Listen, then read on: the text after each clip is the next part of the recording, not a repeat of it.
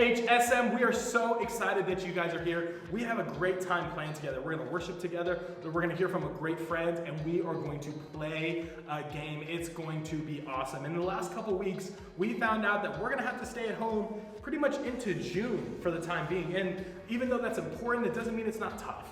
And I am going stir crazy. I'm a large human, I'm a big guy, and I live in a one-bedroom apartment, okay? I pretty much get off the couch and I can hit either wall. You know, I hit one wall, turn around, hit the other, and I am getting stir crazy. I have cabin fever. And also in the last couple weeks, Joe and I, we're both big football fans. I need to ask him a question. Joe, talk to me about what you felt when you heard that the NFL season might not start on time. Oh man, when I heard that, Ev, I literally was thinking to myself, like you, a little part of me died inside, just a bit. Mm-hmm. And I would rather get kicked in the face by a donkey than have the football season be delayed. So, like you, it was hard news for me. But thankfully, August and September are still a ways out. What does your life look like in the meantime? Yeah, well, first off, that's a brutal image of you getting kicked in the face in the donkey. You know, if we had a professional illustrator, I feel like I'd want to illustrate that. That'd be so rough. But honestly, we're harping on the future a lot. But actually, guys, God has been so good during this current season. I've been able to spend more time with my wife. We've been cooking more at home. We've been hanging out. I'm watching tons of new shows. I'm reading Harry Potter. I'm having lots of fun. What about you? Yeah, Rachel and I are getting ready for baby girl coming here in 5 weeks. Crazy. And so we're excited about that. And then, like you've been playing some video games, been pretty stoked. And then Rachel has been doing hundreds of puzzles. Nice. So we've seemed like very old people over the past few weeks. Now, Joe, I have a question for you because last night I had some Thai food and I went and ordered Thai hot. I was feeling confident. I was like, give me the spiciest level of food you got, okay? And it destroyed me. So question for you, how do you think you handle spicy food? You know, not that I want to toot my own horn or anything, but they did used to call me Habanero Thunder, and they didn't call me that for no reason. So I'm ready to bring it. Okay, well, Habanero Thunder here and I are going to play a game called Spicagories. Joe, are you ready to play? I'm ready, Ev. I'm ready to play too. All right, so here's how the game works. Joe and I, we both like spicy food, and we're gonna put that to the test, like I said. We are gonna be playing some trivia. It's kind of like categories, and if you don't know how categories works, there's gonna be a category that's given to Joe and I. Now, before we answer, we're gonna eat one of these super, super hot wings. It's not from my favorite wing joint, Fire on the Mountain, but they're pretty spicy, okay? And so we're gonna eat these wings, and then while our mouths are burning, we're gonna take turns trying to rattle off names in that category. And the person who doesn't list a name or item loses the round. I'm ready, Ev. Ooh, I don't know if I'm ready. Now that I look at the wings, we're gonna see. I'm gonna pick the smallest one first. Okay, I'll be right there with you. You know what? No, I'm gonna do the big one. Okay, I'm gonna go hard. He's gonna do small. I set him up there. Okay? I wanna win. All right, well, I gotta eat the whole wing pretty much, so this is gonna take me some time. Okay, ready? 3, 2, 1. Oh, that's spicy. Oh, that's actually way spicier than I thought it was. First category is spicy food. Okay, Joe, I'm gonna go first. We're gonna go back and forth, okay? First one is spicy curry. Jalapenos. Noodles. Habanero. Wings. Wasabi. Ghost pepper. Sriracha. Chicken, spicy chicken. Oh, shucks. I don't know. Yes! Here we go. Wing number 2. Yep. 3, 2, 1. Hot. Okay, give me some time. Now grow some hair on your chest. Woo. Okay, team sports besides the big 4 being football, baseball, hockey, and basketball. Okay, ready? Here we go. Yep. You go first. Volleyball. Cricket. Shark steak.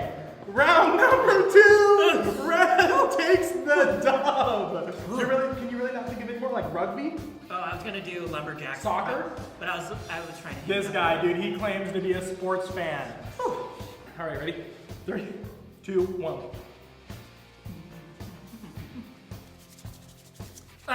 Okay. Disney movies that Walt worked on. That's pre his death. Next, I'll go first. Snow White. Jungle Book was actually the last one, just so you know. Cinderella. Sleeping Beauty. Steamboat Willie.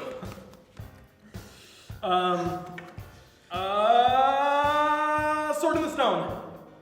Songs of the South. Songs of the South. Have you seen that movie? Yes. Oh my goodness. Well, I've only seen clips of it. Okay, 3, 2, Robin Hood. Oh, shoot. Snow White 2 Electric Boogaloo. That's not a movie. Dang it. Okay, alright, I already won the game, but we have 2 more categories. It's really hot, okay? I need to at least get the last 2 for pride. Okay, 3, 2, 1, eat the wing. It's spicy, guys, okay? Here we go. It's YouTubers with over 1 million subs. Here we go. I'll go first. John Sandman, Rocket League YouTuber. Let's go, Rocket League. Hit me up. All right, SciShow. Hank Green. PewDiePie. Smosh Games. Dude Perfect. Screen Junkies. 5-minute crafts. Shucks. Hank Green. Ninja. ASAP Science. Mark Ruber. 1 Minute Science. How Ridiculous. Crash Course. Dr. Disrespect. 3, 2, 1. Jeremy Johns. Okay. 3, 2, 1. Okay, Give me that one. Give me that one. Okay. All right. Okay. 3. Oh, you're already eating. I ain't no joke. Yeah. I got this stuff, okay? This ain't nothing. All right, here we go. And the final one is, oh, this one's gonna be hard. Student ministry leaders that are teachers. Oh boy. Yeah. I'll go first. Erica Miller. Chris Bow. Well, I'll go Selena Ramirez. Hang on, I'm gonna cry. We'll give more time for this one. 3, 2, 1. I don't have any more. Okay, guys, that's the end of the game. Clearly, I won. Okay, 4-1. I'm the best. Clearly. Okay. I just want to also say that I ate all my wings though. Yeah. Guys, I was weakness in me. All right, so guess what's gonna happen next? While we go search for some water, but first we're gonna enjoy our next, actually the first week in our new series called The Search for Joy. Take a look. I gotta go search for joy.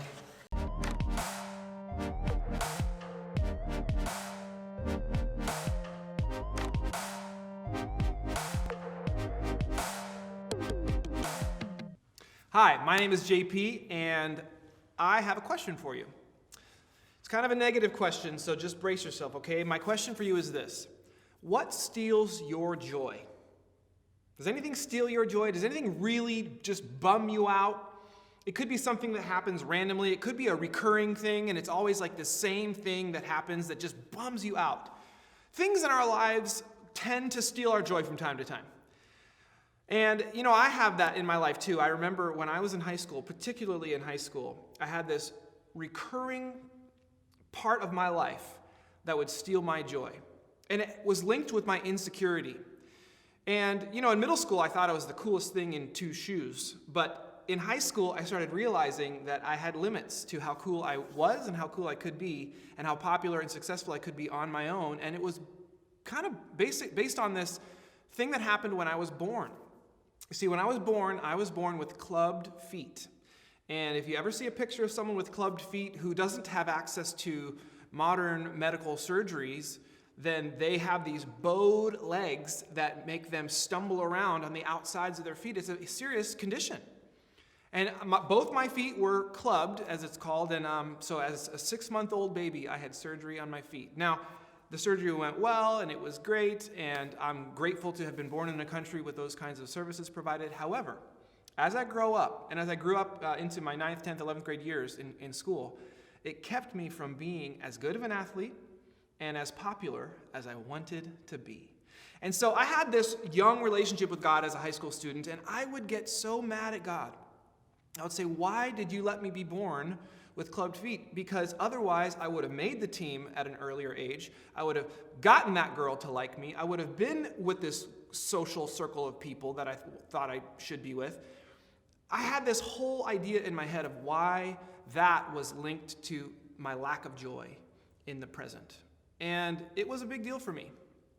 And that was one of the things that kept me insecure in high school. And maybe you have something like that in your life where you just think, man, this thing continues to suck my joy because it leads to some insecurity in my life. But what is it for you that steals your joy? We're starting this series called The Search for Joy, and it's a study in the book of Philippians. And it's a perfect book to study joy because Paul, who writes the book of Philippians, is writing to a church that is actually the first church planted in Europe. In other words, it's the first church planted in what is called the West, west of the Middle East, where everything started. In fact, you could say it this way: it's the first church that came into the area of the world, the area of the earth that we live in. This is when the gospel broke into the West, where you and I now live. And so this is the beginnings of the good news of Jesus coming to this area of the planet. Now, here's the interesting thing. Rejoice and joy are used many times in this book. So the book is very much about joy. But Paul is writing from jail, from prison, a Roman jail, a place that you and I would never want to go. So not only is he in a bad spot, but he is restricted from going places he wants to go, from speaking to people he wants to speak to, from planting churches that he could otherwise be planting. And so you would think that this guy stuck in jail with such an important mission that he's not able to go do would have his joy be taken from him by this unfortunate challenge in his life. But that's not the case. Paul does not let this take his joy. And the thing that's interesting about this time is he's writing to the church in Philippi, the first church in Europe, and he says, don't think that this is a bad thing. This is actually all part of God's good plan. Look what it says in Philippians chapter 1, verse 12. Now I want you to know, brothers and sisters, this is Paul writing, that what has happened to me, being in jail, has actually served to advance the gospel. He's saying, don't think that this is a bad thing, you guys. This is a good thing. God has put me here as part of his good plan. And why can he say that? He goes on to say, listen, people in this prison are hearing about Jesus because I'm telling them. Not only that, but I also know that people outside of this prison who were once timid and scared of sharing the gospel are now being more bold and more courageous because they know that I'm in jail. And I don't get how that's all connected, but he says that people are being more brave because they know that I'm in jail. So as long as the gospel is being preached, even if it's being preached by someone else, that is something to be joyful about. And so he says, listen, I'm in jail, but this is actually a good thing. It's all part of God's plan. And so the point for you and me in this, the first point, is that no matter what, God's plans always move forward. Paul knows this. That's why he can still have joy in the midst of a really challenging situation. You and I aren't in jail per se, but we are in quarantine. And so we know a thing or two about not being able to go to the places we want to go and see the people we want to see. But Paul says that this scenario for him is all a part of God's plan because he knows that no matter what, God's plans move forward. Have you ever built a sandcastle at the beach? And I don't mean like, oh yeah, a couple like piles of sand. I mean like really gotten into building an epic sandcastle. And you spend so much time on it that the tide starts to come in. And so eventually, building the sandcastle stops being the game and it becomes protect the wall, right? Protect the wall, dig the trench, fend off the water. Another wave's coming in and we got to save the sandcastle. Now, everyone saving the sandcastle may be having a blast, and it's a super fun way to spend time. But nobody really believes that they're going to defeat the tide, right? I mean, the tide is going to come in, and eventually you're all going to leave the beach, and the sand is going to flatten because the waves are going to keep marching forward. That's how the tide works. That's where we get the phrase, you can't fight the tide. God's plans are like the tide. You can't stop what God is doing. And Paul knows this. He's in jail, but he knows that no matter what, God and his plans move forward. Now, how is he able to arrive at that conclusion? It's because of what he says later on in chapter 1. Verse 27, Paul says this. For to me, to live is Christ, and to die is gain. For to me, to live is Christ, and to die is gain. In other words, listen, God and his plans move forward. And for me personally, here's what that means. If God wants me to stay here on earth and continue to live out his call for me, well, then I win. I love being a part of what God has called me to do. But if it comes time for him to call me home, and I physically die so that I spiritually go to be with him forever, well, then I win. Well, then I win. So I win if I stay. I win if I go. There is nothing in all of life, including death itself, that can steal my joy. That's what Paul's saying. And so the point for you and me is, point number 2, no matter what, God and his people always win. That's just true. No matter what, God and his people always win. You can't fight the tide. So what side do you want to be on? Do you want to be on the Sandcastle's team, or do you want to be on the tide's team? Who's going to win in that? It's always going to be the tide. And no matter what, God and his people always win. Paul knows that. Whether I stay here and continue to live out my purpose for God, or whether I go to be with him forever in heaven, it's a win. God and his people always win. So he gets to the end of the chapter, and he has a challenge for the church in Philippi that he's writing to. And in verse 27, he says this. He says, whatever happens, conduct yourselves in a manner worthy of the gospel of Christ. You recognize, if you're paying attention, that he's saying, this is what's true about me, this is what's true about my situation, and then at the end of the chapter, he shifts and says, now let's talk about you. Whatever happens, conduct yourselves in a manner worthy of the gospel of Christ. In other words, so here's the thing. Because no matter what, God's plans always move forward. Because no matter what, God and his people always win. Then here's what you need to hear, church in Philippi. Here's what you need to hear sitting at home listening to this. No matter what, continue to live as God's person. Continue to live as God's person.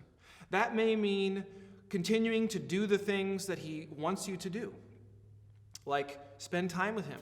Pray. During this time, you can continue to learn about who God is. You can even delve deeper into some of those habits you might not have had time to do before, like journal or read the daily reading plan on your phone, or just do some simple Bible study. For you, continuing to be God's person may mean not doing the things he doesn't want you to do. Believing that when he says going to that website is an unhealthy thing for you. Believing that when he says that lying, even though it might get you out of a small thing, may create a larger thing down the road because you're losing your integrity, and that's a bigger deal than not being punished in the immediate. Those kinds of things, not doing what God says not to do, that might be part of it for you. And in the midst of all that, it could also be just you recognizing that God still has a plan for you, a path to walk, a role to play, and to continue pursuing that role in your life. Looking back on my time in high school, when I was so insecure about my feet and my athleticism and what was the result of my birth defect and the surgery that corrected it but not completely, and I was still living with some of the after effects of that, I realized even then, certainly now, but even then I knew that God had put that in my life to keep me from depending on myself as much as he knew I would have, as much as I knew I would have, if I could get away with being as cool as I wanted to be. If I could have been all that I thought I could be, I would have not run to God. I would have not been a person that depended on God. And I knew even then, certainly now, that God used that in my life to keep me dependent on him, to keep me close to him, even through these temptations when I wanted to just be my own God, to be enough in and of myself. And that has led to more joy in my life than any amount of popularity or athletic success could have led to during my high school years. Whose team do you want to be on? Do you want to be on the Tide's team or the Sandcastle's team? Because the tide always wins. So let's recap those 3 points really quick. Paul's in jail, but nothing's going to take his joy. Why? Because no matter what, God and his plans always move forward. No matter what, God and his people always win. So for you and me, no matter what, continue to live as God's person. I'm excited for the rest of this series where we get to continue to talk about our search for joy and what Paul has to say about it as he sits in that prison cell writing to the church in Philippi. Would you pray with me? Bow your heads and let's go to God. Lord, I do acknowledge that there are so many things in this world that seek to steal our joy.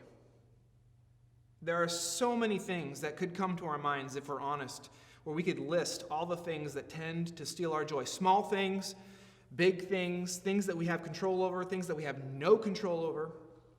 Lord, I'm so grateful to be reminded by Paul as he sits in this prison cell writing to the first church in the West that nothing has enough power to steal the joy of someone whose hope is in you. And so, Lord, I pray that we would recognize that you, Lord, stand above all circumstance, and that nothing, not even death itself, could steal our joy if we would simply put our faith and trust in you. So help us walk that path, Lord. Help us be your people. Help us trust you even when we don't understand the full picture. Because we know, Lord, that not only is walking with you and following you the right thing to do, it also leads to the joy that we wanted in the first place. So thanks, Lord, for being such a good God. We pray this in your name. Amen.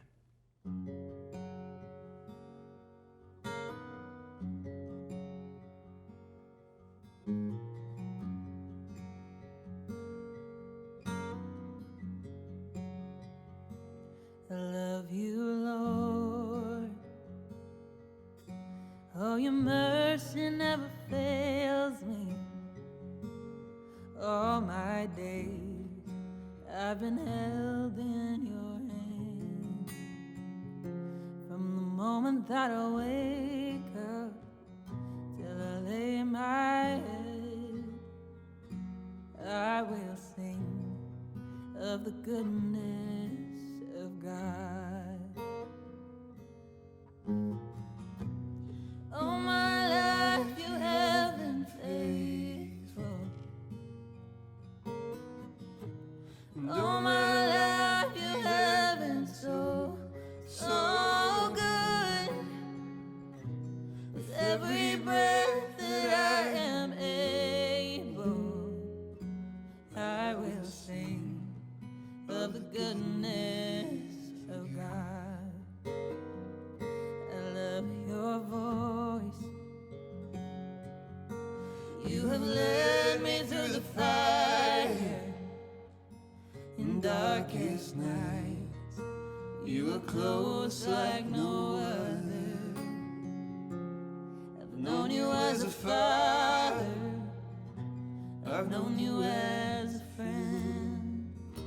I have lived in the goodness of God. All my life you have been faithful. All my life you have been so, so good. With every breath that I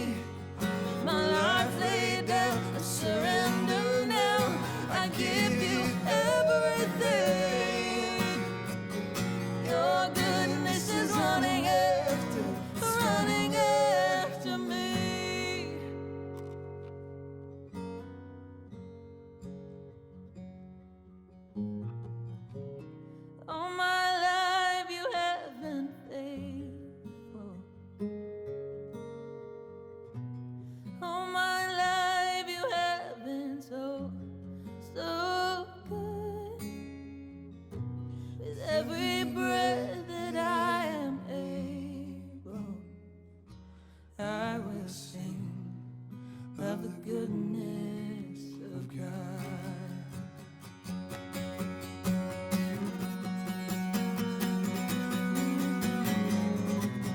All my life you have been faithful. All my life you have been so, so good. Every breath that I am able, I will sing of the goodness of God. I will sing of the goodness of God.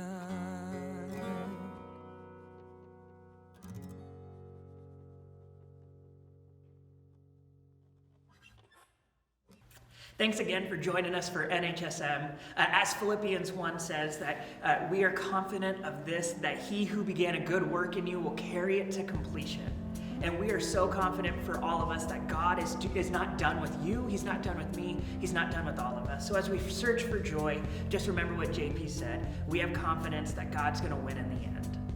Yeah, and the beautiful thing about joy is that we get to have joy even in the midst of really, really hard things. And if you're hearing me say that and you're right now going through something really difficult, maybe times at home are tough, maybe you're struggling to figure out online school, maybe you aren't working like you used to be, whatever it is, we want to pray for you. You're seeing a number right now on the bottom of the screen. That is an opportunity for you to reach out to us so that we can be praying for you. We believe in prayer. It's important and we want to hear from you. Yeah, and along with prayer, we also recognize our deep, deep need for connection. And so content is great, but we also want the chance to connect and hang out with you. And whether you're a part of Rev, we have Rev Zoom for you at 11 a.m. on Sundays. If you're part of the HSM community, we have HSM Zoom at 6 p.m. on Sundays. Or if you're part of DeYoSoy, we have small groups that are offered all throughout the week. So if you're interested in being a part of any of those, check out the links below in the description. Yeah, and we're throwing a lot at you guys. We have Zoom meetings, we have our YouTube channel, there's Facebook, there's Instagram, there's a lot to keep track of. And let me tell you, I am terrible at management and organization. Joe knows this, Joe works with me, okay? Me too. So what I do to get around it is I actually use our church app. If you haven't downloaded it, you can find it on the App Store. When you get on the app, you just gotta turn on notifications for Rev and for HSM, and we will send you guys notifications when we meet for Zoom and when we do YouTube videos. Guys, it's a great tool. I hope you use it. Yeah, and along with all those tools, we just want to thank you again for joining us. We're excited to study Philippians 2 next week as we continue in our study on the search for joy. Thankfully, we don't have to search very far because a God who loves us is right here offering it freely. Thanks for joining us. We'll see you next week. See you next week.